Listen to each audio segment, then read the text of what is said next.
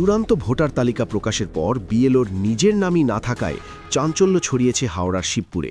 ১৭২ নম্বর শিবপুর বিধানসভার ৭৬ নম্বর পার্টের booth level officer নবীন চন্দ্র সাধুখা অভিযোগ করেছেন, প্রয়োজনীয় নথি জমা দেবার পরও তার নাম তালিকা থেকে বাদ পড়েছে। তার বক্তব্য, আমার নামটা খুব দুঃখের সময় বলতে হচ্ছে, হঠাৎ করে বাদ চলে গেল, বুঝতেই পারছি না।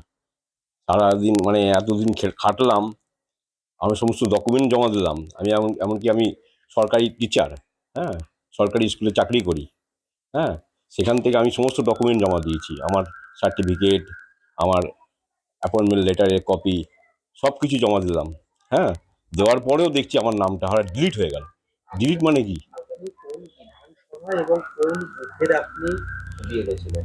আমি 172 শিবপুর বিধানসভার 76 পার্টের বিএলও। যতদিন আপনার এই কাজকর্ম চলেছিল ততদিন তো আপনাকে ব্যস্ততার মধ্যে। হ্যাঁ, আমি তো রাত দিন কাজ করেছি বলতে গেলে। হ্যাঁ, রাত জেগে জেগে এগুলো করেছি। হ্যাঁ, তারপরে এই ফল। কখন জানতে পারলেন যে আপনার এই নামটা বাদ গেল? আমি নামটা জানতে পেরেছি প্রায় 26 তারিখে জানতে পেরেছি। হ্যাঁ, যে নামটা দেখলাম যে আমার যে জেন্ডার স্ট্যাটিস্টিক্স খুলে দেখছি যে কিছু নাম বাদ চলে গেছে, 34 জনের মতো নাম বাদ চলে গেছে। তো আমি দেখছি আমার নামটা সার্চ করলাম, আরও কিছু নাম সার্চ করলাম, এই নামগুলো দেখাচ্ছে না। হ্যাঁ, তখন আমি ফের অফিসে ছুটলাম পরের দিন, গিয়ে ওখানে যে সবাইকে বললাম, সবাইকে পাত্তাই দিচ্ছে না। হ্যাঁ, বলছি ওটা কোনো ব্যাপার না, ও ঠিক হয়েছে, ওই অ্যাপগুলো গন্ডগোল হয়েছে, অ্যাপ এখন কেটে গেছে। এই ডিও অফিস।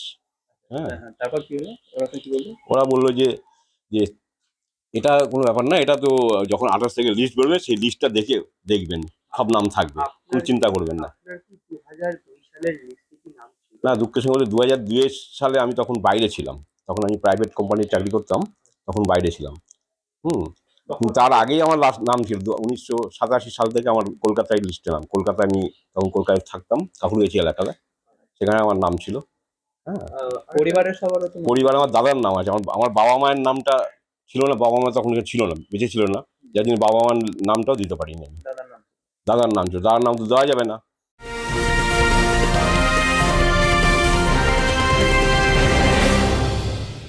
উত্তর 24 পরগনা ও তার আশপাশের এলাকার মানুষের সেবায় ক্যাথ ল্যাবের মতো অত্যাধুনিক সুবিধা নিয়ে পরিষেবায় ব্রতী সারদা মাল্টি স্পেশালিটি হাসপাতাল।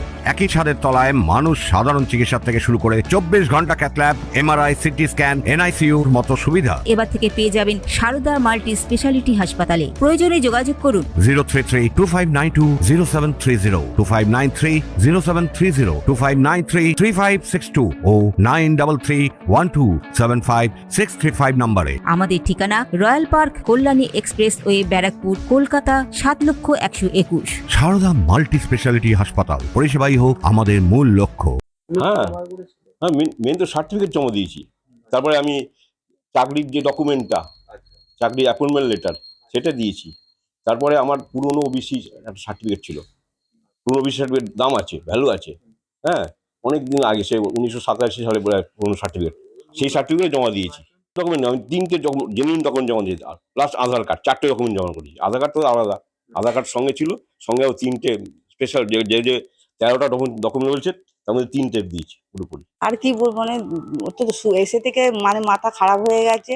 সুপারভাইজারকে ফোন করছে, ওকে ফোন করছে, সবাইকে ফোন করে বলছে যে দেখুন কি করা যায়। আমি তো কোনো কাজ করতেই পারছি না, কোনো আর আমার শরীরই চলছে না, এমন অবস্থা, শরীর পুরো ছেড়ে দিয়েছে ওনার, এরকম অবস্থা। আমি তো খালি একটু সাপোর্ট দিয়ে রাখছি যে যাতে শরীরটা ঠিক থাকে, যাতে কোনো অসুবিধা না। এমনি হাই প্রেশার ওনার। হ্যাঁ, কিভাবে শুরু হয়েছিল, তারপর থেকে কিভাবে কাজ করেছে, আপনি কতটা নিজের চোখে দেখেছেন, কতটা প্রেশারে ছিল, আপনি কত সহযোগিতা করেছিলেন, আর কত মানুষ তো বাড়িতে এসেছিল? হ্যাঁ, প্রচুর মানুষ হচ্ছে, ঘরেই তো বেশিরভাগ মানুষ আসা যাওয়া করছে, করছে কাজের ব্যাপারে। এটা কি আশা করা হয়েছিল? না, আমরা তো আশা করতে পারিনি, কেন ওনার মেন সার্ভিস সার্টিফিকেট রয়েছে, সমস্ত সার্টিফিকেট ওনার রয়েছে, তাহলেও কি করে নামটা কাটলো না। Bureau report, news Bengal today. Meghbela লাইভে আপনার পছন্দের টিভি চ্যানেলস সম্পূর্ণ বিনামূল্যে, শুধুমাত্র মেঘবেলা ব্রডব্যান্ডের কানেকশনের সঙ্গে। মেঘবেলা ব্রডব্যান্ড, বাংলার ঘরে ঘরে।